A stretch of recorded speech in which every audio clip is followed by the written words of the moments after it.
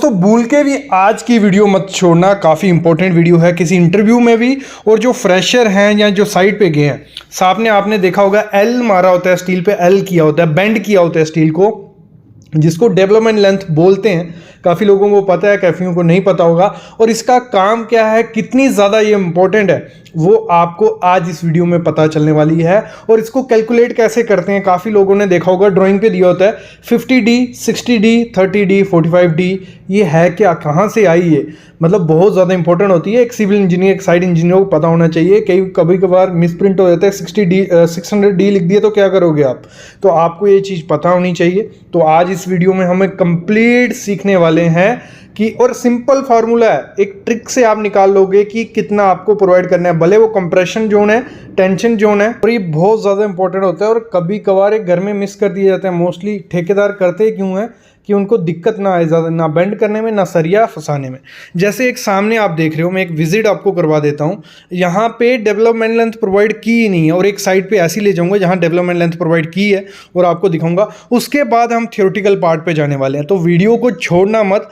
एक भले आपको लग रहा होगा कि कुछ काम की नहीं है, लेकिन ये बहुत ज़्यादा काम की है। पूरा घर इस पर टिकता है। अगर बाई चांस फ्यूचर में सिस्मिक अर्थक्वेक आया या कोई लोड एक्स्ट्रा पड़ा, तो बीम फेलियर यहीं से होता है, स्लिपेज के कारण होता है।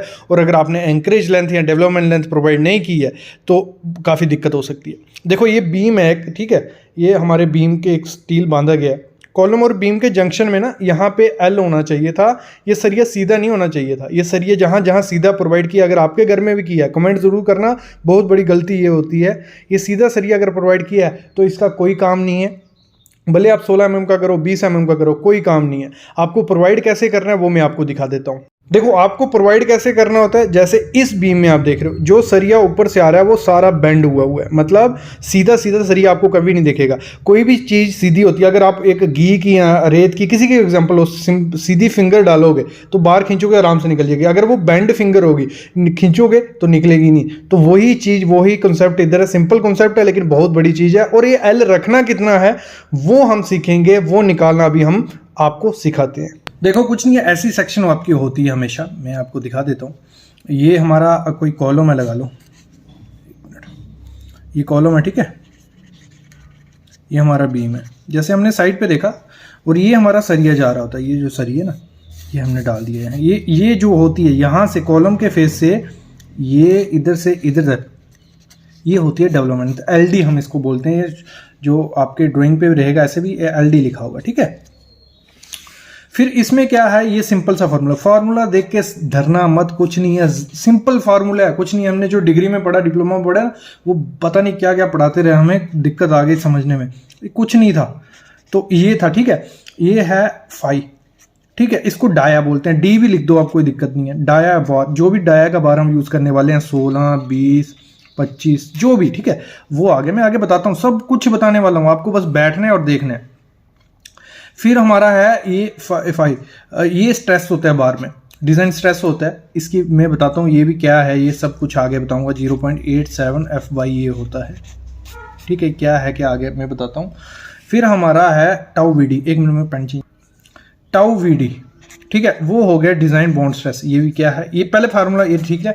अभी एक चीज़ समझनी है हमें, ग्रेड ऑफ कंक्रीट, ये सब हमें किसने दिया है, IS कोड जो है ना हमारा 456/2000।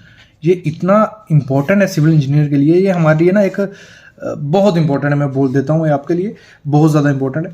तो हम मोस्टली यूज़ करते हैं घरों के कंस्ट्रक्शन M20, 25 या 30। बाकी जो 35, 40 वो बड़ी बड़ी हाई राइज बिल्डिंग में यूज़ होता है, वहाँ हमें ये निकालने की ज़रूरत नहीं पड़ेगा, पूरा आर्किटेक्ट हमें निकाल के देगा। लेकिन छोटी मोटी कंस्ट्रक्शन के लिए या ऐसे हमें पता होना चाहिए, ठीक है। तो ये M20, 25, 30 जो भी ग्रेड आप यूज़ करोगे उसकी कोड ने हमें वैल्यू दी हुई है टाउ VD की। ये हो गया हमारा डाया, ये हो गया जो DS, ये होता है हमारा जो भी स्टील हम यूज़ कर रहे हैं उस पर ग्रेड लिखा होता है 415, 500, 550। ये आपने देखना उस पर IS मार्क बना होता है एक, और साथ में ग्रेड लिखा होता है, और ग्रेड हमें चाहिए होता है। ये डाया आ गया, ये ग्रेड आ गया, 4 ऐसे ही रहेगा, टाउ VD ये आ गया, बस इतना सा।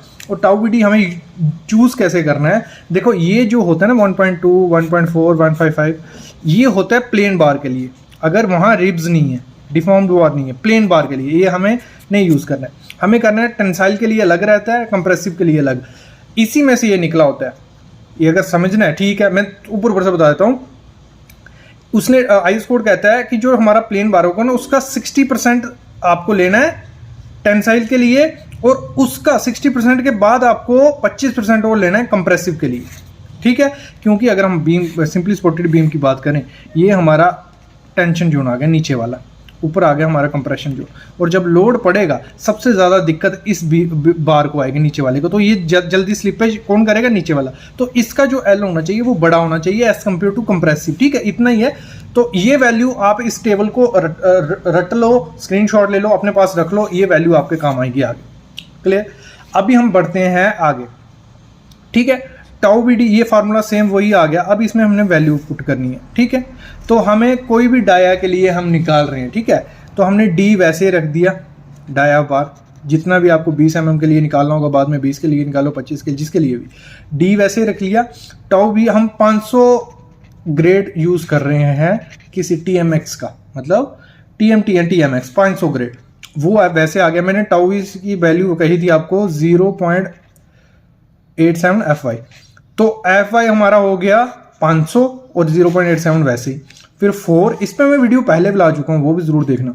4 और टाउ बी डी मैंने लिया M20 ग्रेड के लिए, मैं डिजाइन कर रहा हूँ। हमारा कॉलम और बीम में M20 ग्रेड हम यूज कर रहे हैं, तो मैंने वैल्यू ले ली 1.9, ठीक है। तो नीचे आ जाते हैं। डी वैसा ही, इन दोनों को मल्टीप्लाई कर दिया तो आ गया 435, इन दोनों को मल्टीप्लाई कर दिया 7.68, तो हमारा आ गया 56 डी हमारा एंकरेज डेवलपमेंट लेंथ बनेगी। मतलब 60 डी पकड़ लीजिए, 60 डी हमारी डेवलपमेंट लेंथ बनने वाली है। कितनी? 60 डी बनेगी। तो हो गया क्लियर हमारा। तो ये बीम अगर हमारा है, हम करते हैं 60 डी हमारी आ गई। हम यूज कर रहे हैं यहाँ 20 mm का बार, ठीक है। 20 mm का सरिया यूज कर रहे हैं, इसको 20 mm का सरिया बोल देते हैं।